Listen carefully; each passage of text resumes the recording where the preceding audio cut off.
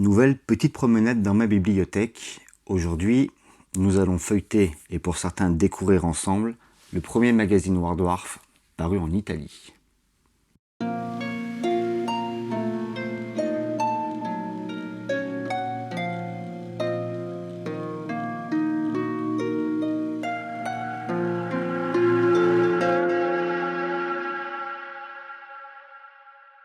Ciao a tutti e benvenuti nella mia frattula temporale. Paru 20 ans après la première publication anglaise et 5 ans après le premier Wardwarf français, le premier Wardwarf italien a été édité en 1997. C'est cette année que l'Italie a eu la chance d'avoir enfin son magazine dédié aux figurines Games Workshop traduit dans la langue de Toto Cotugno. Nous allons le découvrir ensemble. Alone in the war.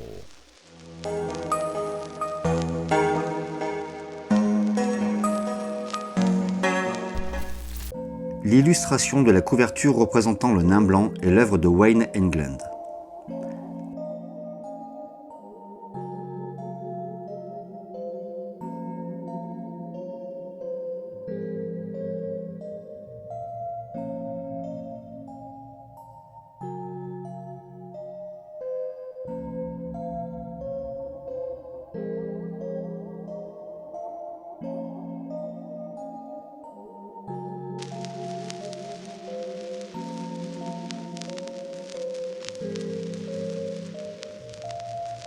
Né en 1960, l'illustrateur Wayne Englund s'est éteint à l'âge de 56 ans en 2016.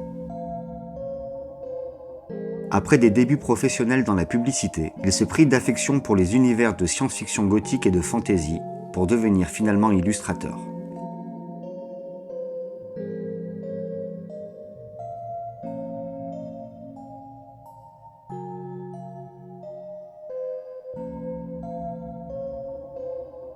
Il œuvra pour Games Workshop dès les premières décennies, en illustrant une très grande partie des couvertures des codex 40K de la deuxième édition, ainsi que de nombreuses couvertures de Wardwarf.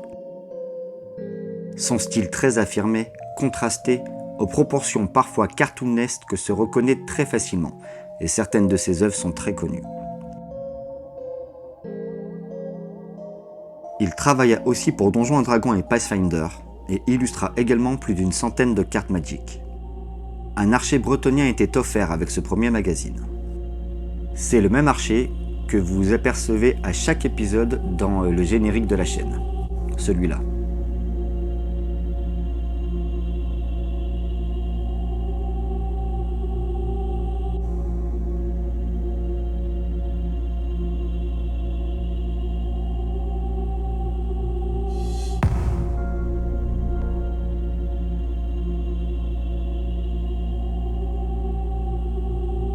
Pour commencer, description du magazine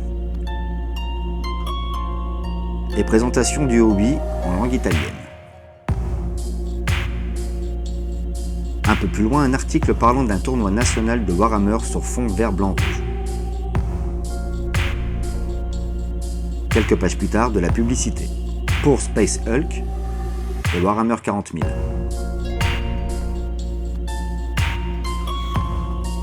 Quelques figurines mises en couleur par Lively Metal, des Ultramarines et des Orques, mention spéciale pour ce superbe Zodgrod Wurtznaga.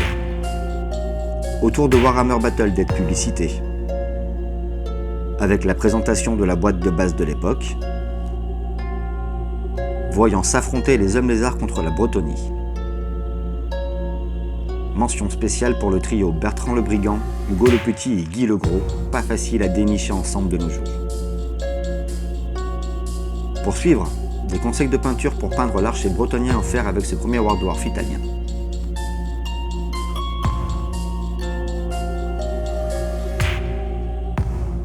Le cœur du magazine contient 2 pages en carton sur lesquelles sont imprimés un bunker à monter soi-même.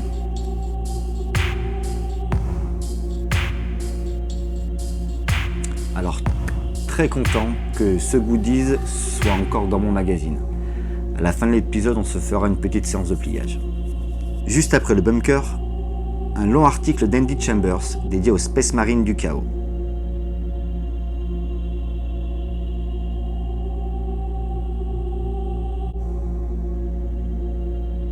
quelques personnages et héros aux peintures typiques des années 2000.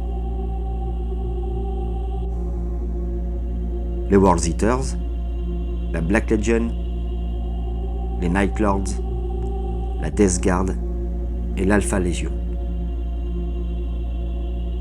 Pour conclure ce chapitre, une double page, superbement illustrée par John Blanche.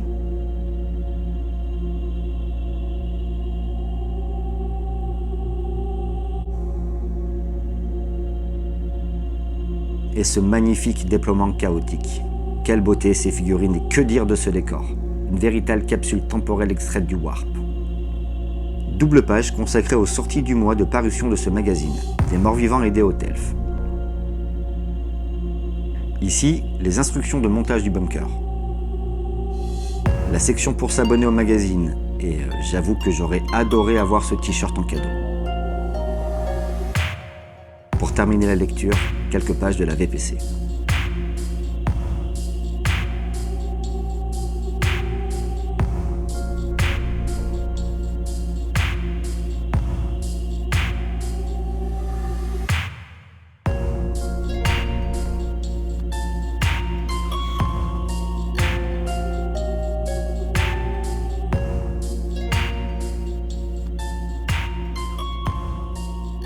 J'ai numérisé le bunker et je l'ai imprimé sur du papier cartonné. Hâte de voir à quoi il ressemble monté. Alone in the war.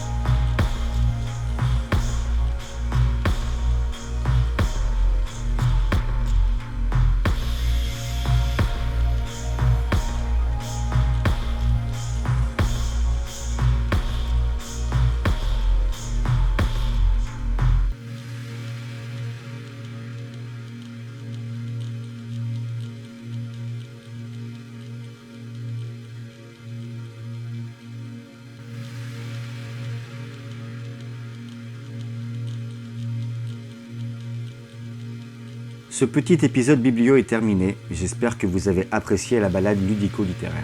Il ne me reste plus qu'à vous souhaiter de bonnes parties, de belles peintures, et à bientôt pour de futures vidéos. Ciao.